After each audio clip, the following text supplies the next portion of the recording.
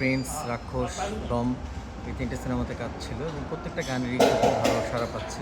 প্রিন্সের পরী গানটি এখন পর্যন্ত যতগুলো রোমান্টিক গান বের হয়েছে সব মানে প্রত্যেকটা গানের থেকে এই গানটার সাড়া সবচেয়ে বেশি পেয়েছি এবং রাক্ষসের তুমি ছাড়া গানটার একটা আলাদা গ্রহণযোগ্যতা পেয়েছি এবং দম সিনেমার যে গানটা এই গানটার শ্রোতা যারা তারা আসলে অন্যরকম ভালোবাসা দিচ্ছে। একদম ছোট থেকে যারা একদম বয়োজ্যেষ্ঠ তাদের ভালো লাগছে গানটা, খুব ভালো লাগছে। প্রত্যেকটা গানের রেসপন্স এক একটা গানের থেকে আলাদা, তো এই ভেরিয়েশনটা এবার ঈদে ছিল, তো এই জন্য বেশি ভালো লাগছে। সঙ্গীত সবসময় আমি চাইবো অনুকূলে থাকুক, যেহেতু আসলে এটা একটা মানুষকে আসলে জিজ্ঞেস করলে আসলে হবে না, কারণ একটা মানুষের মেন্টামেন্ট ভ্যারি করে। হয়তো আমি একরকম বলবো, আরেকজন আরেক রকম বলবে। আমার মনে হয় যে এটা আসলে ডিপেন্ড করে আসলে কাজ কে কেমন করছে, বাট অনুকূলে থাকবে এটাই প্রত্যাশা রাখবো সবসময়।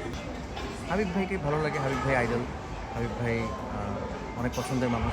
প্রত্যাশা তো খুবই অনেক দূর পর্যন্ত, গানকে নিয়ে অনেক দূর যেতে চাই, ভালো ভালো কাজ করতে চাই যদি দর্শকদের ভালোবাসা পাই। অবশ্যই উনি খুবই ভালোবাসার একজন মানুষ। আর শাকিব ভাই আমাদের ইন্ডাস্ট্রির জন্য এখন অনেক বড় একটা, আমি বলবো যে একটা অবস্থান আমাদের ফিল্ম ইন্ডাস্ট্রির জন্য, এবং শাকিব ভাইয়ের সিনেমায় কাজ করাটাও একটা অনেক বড় একটা ব্যাপার। আমি চাইবো যে আরও ভালো ভালো সিনেমায় কাজ করুক শাকিব ভাই, কারণ ভাইয়া যত ভালো ভালো সিনেমায় কাজ করবে আমাদের গানের জন্য সুযোগ তত বেড়ে যাবে।